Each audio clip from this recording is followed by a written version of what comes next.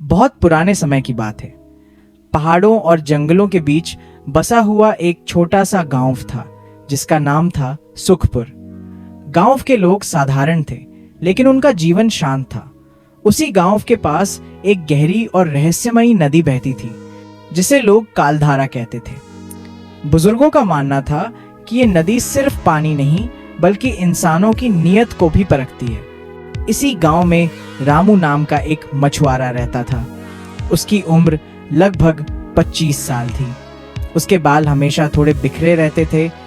चेहरे पर हल्की दाढ़ी और आंखों में थकान साफ दिखती थी।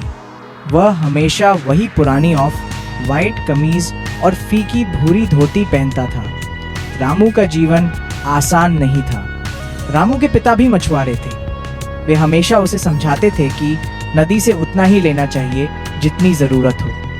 लेकिन एक साल भयानक बाढ़ आई और उसी बाढ़ में रामू के पिता नदी में बह गए। कुछ समय बाद उसकी माँ भी बीमारी से चल बसी। अब रामू पूरी तरह अकेला था। वह रोज सुबह नदी जाता, जाल डालता और मछलियां पकड़ने की कोशिश करता।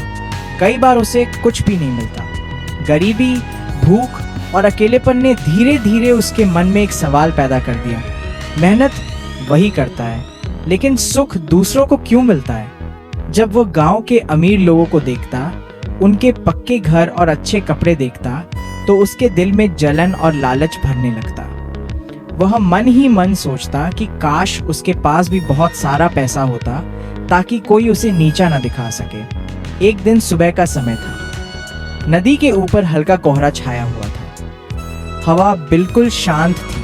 पक्षियों की आवाज भी नहीं आ रही थी। रामू को अजीब सा एहसास हो रहा था लेकिन फिर भी वह अपनी नाव लेकर नदी में उतर गया। उसने जाल डाला और इंतजार करने लगा।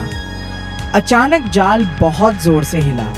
नाव तक कांप गई। रामू ने पूरी ताकत लगाकर जाल खींचना शुरू किया। जाल बहुत भारी था। जब जाल पानी से बाहर आया तो रामू की आंखें खुली की खुली रह गईं। जाल में एक असाधारण सुनहरी मछली फंसी हुई थी। उसका शरीर हल्की रोशनी बिखेर रहा था और उसकी आंखें किसी इंसान की तरह समझदार लग रही थी। रामू ने मछली को मारने के लिए हाथ उठाया ही था कि अचानक एक भारी आवाज गूंजी, रुको रामू। रामू डर गया। उसके हाथ कांपने लगे। मछली ने इंसानी आवाज में कहा कि वह कालधारा की रखवाली करने वाली है और इंसानों की परीक्षा लेती है। उसने रामू से कहा कि वह उसकी एक इच्छा पूरी कर सकती है लेकिन हर इच्छा की एक कीमत होती है। रामू के मन में डर से ज्यादा लालच था। उसने बिना ज्यादा सोचे कहा कि वह गरीबी से आजादी चाहता है। उसने ढेर सारा धन मांग लिया। मछली ने आंखें बंद की। नदी में हलचल हुई। अचानक तेज रोशनी फैली। जब सब शांत हुआ तो रामू ने देखा कि उसकी नाव सोने के सिक्कों और गहनों से भरी हुई थी। रामू खुशी से कांप उठा। उसने कभी इतना धन नहीं देखा था लेकिन उस खुशी के साथ उसके मन में संतोष नहीं आया। वह रात भर सोना गिनता रहा। अगले दिन से उसका व्यवहार बदलने लगा। अब वह गांव वालों से घमंड से बात करने लगा। उसका झोपड़ा उसे गंदा लगने लगा। कुछ दिन बाद वह फिर नदी के पास गया। इस बार उसने मछली से एक बड़ा महल मांगा।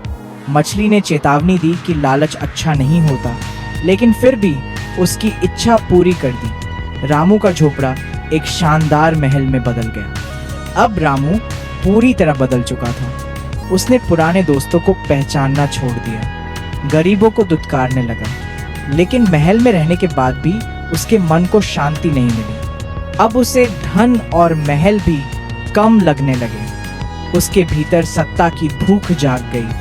वह चाहता था कि पूरा गांव उसके सामने झुके। तीसरी बार जब वह कालधारा के पास पहुंचा तो आसमान काला था और नदी उफन रही थी। मछली फिर प्रकट हुई। उसने कहा कि तीसरी इच्छा सबसे खतरनाक होती है। रामू ने बिना रुके कहा कि वह पूरे गांव का राजा बनना चाहता है। इतना सुनते ही नदी में भयानक तूफान आ गया। तेज हवाएं चलने लगीं। बिजली चमकने लगी। मछली की आवाज गूंजी कि उसकी परीक्षा पूरी हो चुकी है। अचानक सब कुछ शांत हो गया।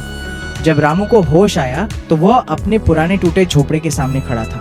न महल था न सोना, उसकी नाव टूटी पड़ी थी और जाल फटा हुआ था। गांव वाले उसे दूर से देख रहे थे, लेकिन कोई पास नहीं आया। रामू समझ चुका था कि उसने बहुत बड़ी गलती की है। वह रोते हुए नदी के किनारे बैठ गया और माफी मांगने लगा। नदी शांत रही, लेकिन उसे अपनी गलती का एहसास हो चुका था। उस दिन के बाद रामू बदल गया। वह फिर से मेहनत करने लगा। अब वह उतनी ही मछलियां पकड़ता जितनी जरूरत होती, बाकी छोड़ देता। वह गरीबों की मदद करने लगा। धीरे धीरे गांव वालों का भरोसा भी लौटने लगा। कालधारा नदी आज भी बहती है। लोग कहते हैं कि वह हर इंसान को एक मौका देती है, लेकिन जो लालच करता है उससे सब कुछ छीन लेती है। और रामू की कहानी आज भी लोगों को यही सिखाती है कि लालच इंसान को ऊपर नहीं, नीचे गिरा देता है, लेकिन संतोष इंसान को सच्ची खुशी देता है।